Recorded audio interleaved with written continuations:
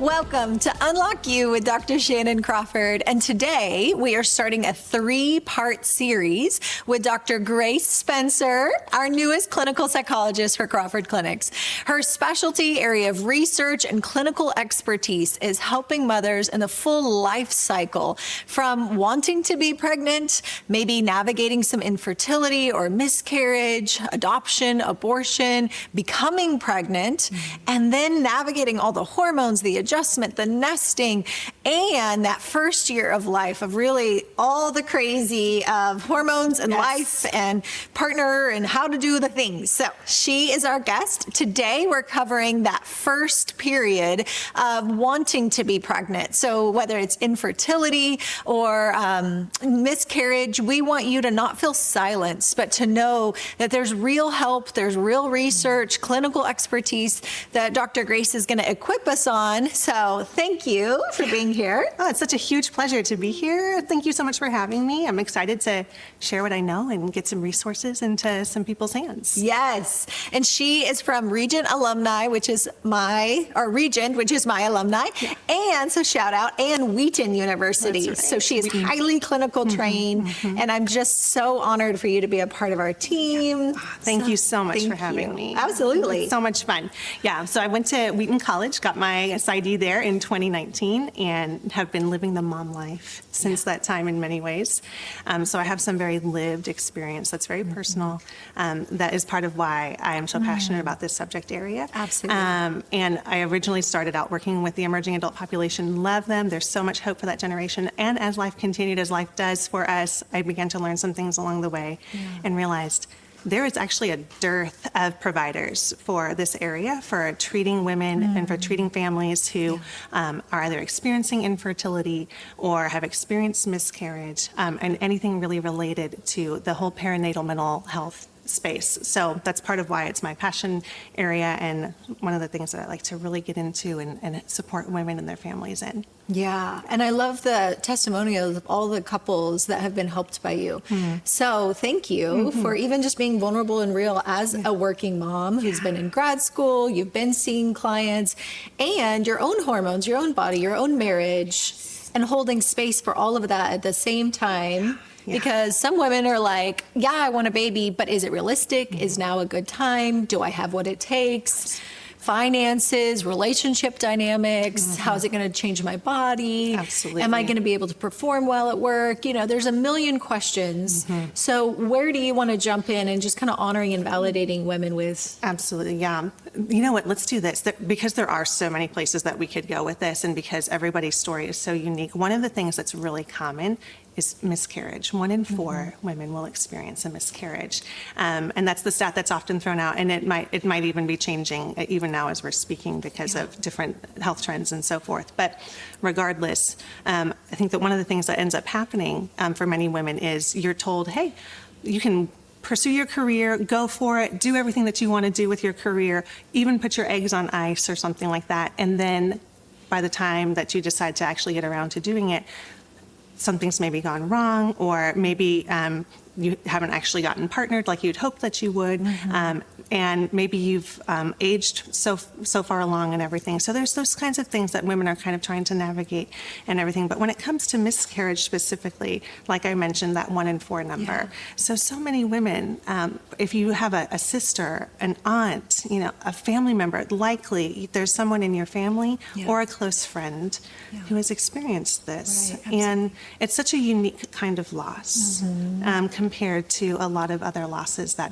we all eventually experience as we go through life. And what makes it so unique is that for women, you know, your body is built to give life. Your body is built and it's created in all of these amazing ways. The systems that are so unique to a woman's body are absolutely marvelous when we think about it and we pause and we think about it. And yet there is going to be that woman who is going to say, what about my body? My body didn't do what it was supposed to do. And what does that say about me? So it opens up a lot of the floodgates really for anxiety, for depression, relationship complications. There's a lot of things that can end up happening that, you kind of have this narrative probably in your head, like, oh, I'm going to get married, I'm going to have a baby, I'm going to start my family when the time is right. And then that doesn't happen. Yeah. And walking through that loss, like I said, is such a unique kind of loss. So, and part of what makes it so unique is, like I was mentioning, your body is created to create. And when that doesn't go the way that it's supposed to, you have to begin telling yourself a different story about the loss, and grieving that some might call body betrayal. Feeling that sense of my body has failed me, my body has given up on me, or hasn't done what it's supposed to do. I can lead a boardroom meeting, I can start a company, I can do all these things, but I can't make my body make a baby, or at least in this particular instance, where if it's a one-time thing. For some women, of course, it's more permanent, and there's other situations going on. But so those are some of the things that I think are really important for us to focus in on, is that sense of self and that sense of body betrayal, and then there's also this other theme too of, if this is something that's happened with your partner, is there something going on with your partner? The complications that then come up in the relationship as a result of that miscarriage. Is there something going on with the sperm on his side? Is there something going on with the egg on your side, or something unique to your makeup in your body?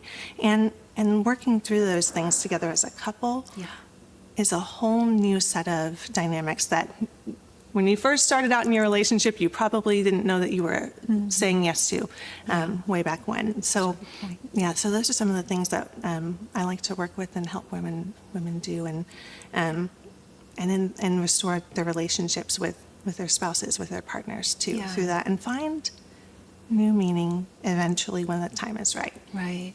So I think if we even just go deeper on the betrayal of, man, I thought life was going to look a certain way. Yes. So whether you're single and wanting to be married and have babies and have a family, and there's just this hope deferred, this longing, and there's no moment of grief, right? Like, people surround you with a casserole if somebody passes away. Yes. But just that long suffering of waiting for a promise, waiting for a desire to be fulfilled. And so we wanted to do an episode around the delay, the heartache, and create space, validate, this is a very real experience. And there may not be a moment of loss in the case of long suffering, of just waiting. Maybe you've been married, maybe you've done in vitro, maybe you've done all the things, and it's why is it still not happening? So can you share some stories of just walking with people in that delay and that heartache and the redemption that can come? Absolutely.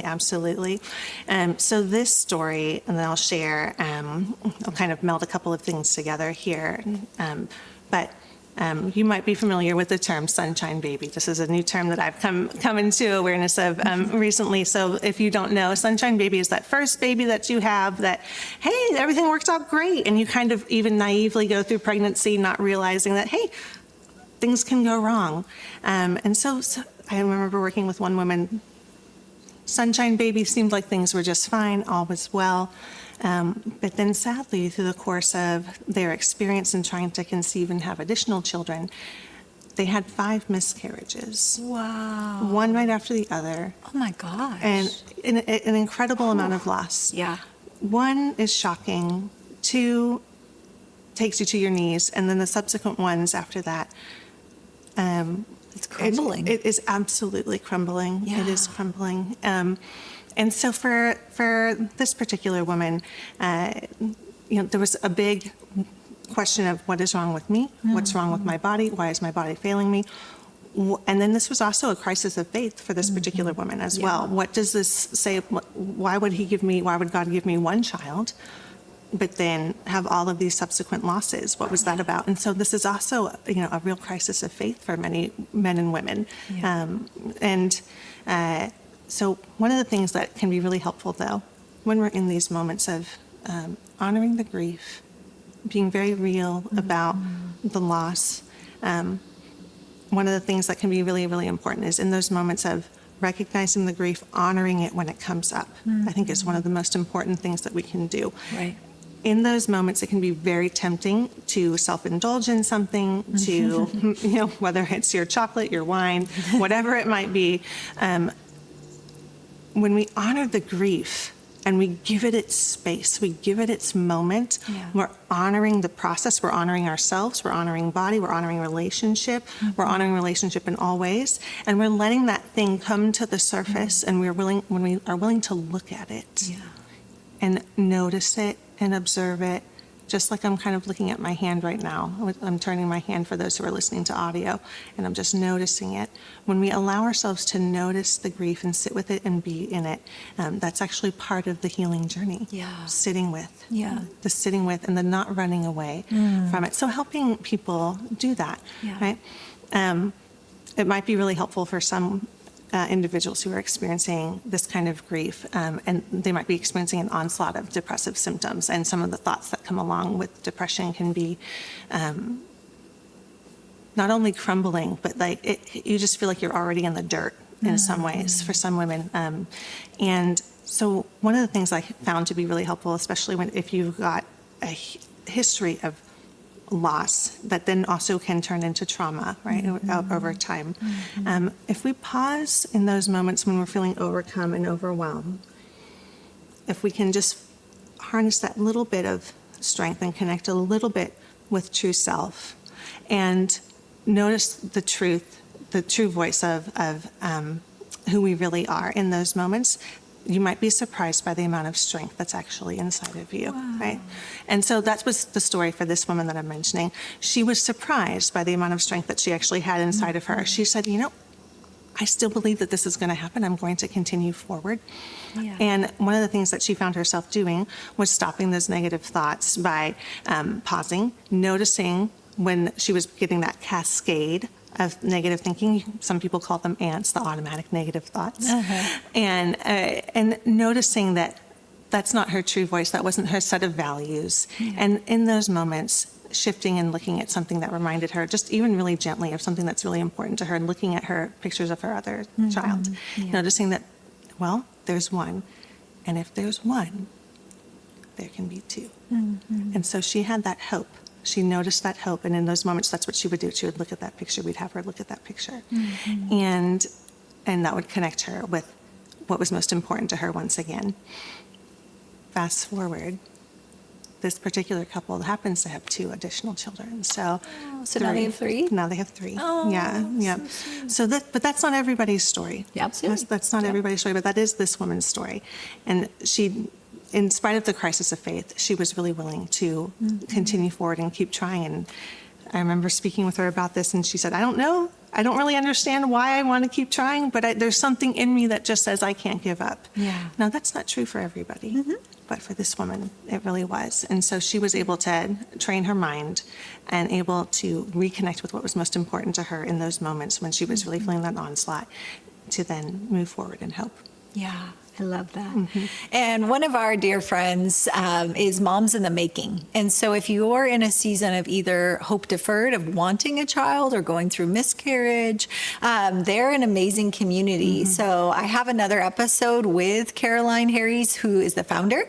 I don't benefit in any way by telling you this. She's just a dear friend, because the silence that a lot of women go through is really painful, and it's very isolating because, again, you're just holding this grief and trying to carry on with your day-to-day life. Absolutely. And then people can be like, hey, how's that going? And they ask polite questions, and they're trying to be nice, but your heart is just like breaking, and you're like the reminder and holding all of this inside and still trying to take care of a spouse or a home or a job or any other responsibilities. So please do not isolate. The number one is obviously getting in community with people who understand. So shout out to our friend at Moms in the Making. It's an online community. They also have in-person conferences. And again, you can look at that episode. We'll have a link in the description. And then for Dr. Grace, when you have seen people maybe get a little bit anxious, right? And so a lot of times anxiety is the unconscious defense to hold down everything that's trying to surface. So it's like the whack-a-mole effect. And so internally, then we displace our internal emotion of grief, sorrow, sadness, anger at God, anger at your spouse, like unconsciously going, well, maybe it's your fault, you know, and then we can get pitted against each other, but you're trying to play nice on the outside. There's a million things not being said. And then sex becomes a function of pregnancy versus intimacy. And so then that breaks down the relationship, puts a ton of added pressure, and even some performance issues in some cases when it literally just becomes about making a baby. Versus being in love. And so in those seasons, for many people, then they start to anxiously control their outside world. Absolutely. Right? So we might become a little more obsessive compulsive, perfectionistic, micromanaging. Other people might be getting a little bit driven crazy by the need to control the outside world. When you've seen that, what have you found to be helpful in first, even just acknowledging and realizing that's what's happening? Because there's no label. I think there should. Like in the design of how we were created, I think there should be a label to say, Shannan, you are being anxious. This is actually grief, you know? Billboards that would like be really helpful in those moments. Neon lights. Yes, to help self-label or to help you label what those things are when they come up. No, you know, anxiety is one of those tricky things because I think for many of us, you don't even necessarily realize that you're slipping into it when you do. And so it can be really slippery and really tricky. So this is part of why we go back to that community piece. When we have people in our lives, when we have a spouse or friends who notice that we are starting to slip in those ways, when we are trying to be overly controlling, when we are trying to schedule a zillion doctor appointments, or we're trying to point blame at somebody, or we're trying to say, like, this is why this happened. You know, we're working very hard to have that control. If we can have also open hands, so even opening your hands really simply like this, what I'm doing, and just taking a moment to accept that there are going to be things that happen in our lives that we in fact cannot control. And so taking that posture can be a really, really helpful mini step in the right direction. At the same time, listening to the voices of the people around you who you've intentionally put in your life, or who that you are hopefully gathering to be in your life, to give you that feedback that, hey, something here is off. We're not quite where we need to be in terms of you're not quite yourself. I'm noticing. You have a friend, have your spouse, have a sister, have a sibling, maybe it's a parent in your life, somebody that you can get that feedback from, that you're willing to say, oh, you know what? I am starting to get a little bit overly controlling here, or I am noticing that my mind is starting to have some of these obsessive compulsive thoughts and behaviors happening internally, the rumination, that tendency to be really hyper-focused on a particular aspect of the process, whatever it is. And, you know, maybe that's, you know, if you're in a situation with, if you're doing IVF, for example, if you're trying to be really, really intentional with like connecting with the doctor on a frequent basis and getting feedback from them that everything's okay. If you're finding yourself doing things like that, those are times when you might look to some of the people in your community, some of the people who are in your support area, to give you that feedback that maybe we need a little bit more support than what you're receiving right now, so that we can help you move through this season a little bit more graciously with yourself and with others. Because that voice of anxiety, that voice of fear underneath all of that can drive us hard. And if we don't put the brakes on, or if we don't let other people help us put the brakes on, then we're going to just ruin relationship. We're going to ruin relationship with others, with ourselves, and even with body. And our view of self is going to be really compromised. And when I say view of self, I mean the way that we understand who we are and what our role and purpose is, especially in the season of becoming pregnant. And the validity that a lot of anxiety actually has to do with anger. And so when we feel out of control, our natural human response is try to grab control. And the more that the desire for, in this case, baby, like the more that eludes us, it's called the illusion of control. When you can't grasp that, then the natural inclination is to feel anger. But most of us are conditioned to not feel anger because we're nice, we're polite, we're good girls, you know. So we don't have anger, but then you do have anger, and everybody else can be getting that, and we have a blind spot to it. Absolutely. And the crazy thing is anger can spike your cortisol. Cortisol is a stress hormone. Hormones are required to be stable and in a healthy, good space for reproduction. For a baby, right? Baby making. So in order for that to happen, we need to be aware of, hey, am I denying anything inside? Am I protesting too much that I'm fine, it's okay, or I'm obsessed so much on trying to control the situation, either the making of the baby and or another area of life. A lot of spouses will describe the feeling of like, oh my gosh, my spouse has become like a dictator. Like, what is happening? They're micromanaging my life. They are like obsessed about all these details. The house has to be perfect. Everything has to be under control because the illusion of control, right? Like I feel so out of control with making the baby that then I'm trying to grab control, and then we can have a temper and we can start pushing people away and have no idea, because whatever we deny, whatever we put unconscious, we have a blind spot. And so back to your point of we need people in our life who are going to speak into those areas. And so if we have that community, let them speak into your life. Not every person, right? Sometimes we got to take it with a grain of salt. But if you're getting a theme, definitely. And so that's where having a good therapist who understands the prenatal, perinatal, that whole season and trajectory, because even just honoring your emotions in this delay can help reset hormones. And that's really key. There's also a good amount of research you might want to look up on parasites. And parasites can impact pregnancy as well. So the body has to decide we're healthy, we're whole emotionally, psychologically, relationally, physiologically. And so there are thorough things in alternative medicine, integrative medicine, to be aware of. And we're going to do another episode with Dr. Jenny Lipper and her work as an integrative medical doctor to help in realigning, restoring your frequency, your energy, not in like a new age way, but in a genuine, your body's electric chemical. And if there are parasites or there's other things that we don't think of as Americans, that it could just be throwing off the balance and the body saying, oh, it's not safe to give birth right now. And so we want to be thorough on the psychological side. Absolutely. Dr. Spencer, you're phenomenal. You do great work. And then also on the physical side. So at Crawford Clinics, if there's ever a moment that you're like, I don't know if I need that, but I want to prevent. I don't want to go through a bunch of heartache. I want to be thorough. I want allies to walk with me, to walk with your marriage. We also do couples counseling. Yep, we sure do. Especially in this season, please protect your relationship, because the goal of just having a baby can become such an obsession that we don't realize we're driving all those other relationships away. And there's family therapy, and then the child in your life, if you have one, might also be going through grief with getting excited, and if there's a miscarriage. So don't overlook that factor as well, that the kiddos are in that environment, and we might have some blind spots that they may need some grief counseling to work on as well. So our next episode, we're going to jump in and talk about now that we are pregnant. And so thanks, guys, and be sure to subscribe so you're notified for when that next episode is released. Bye.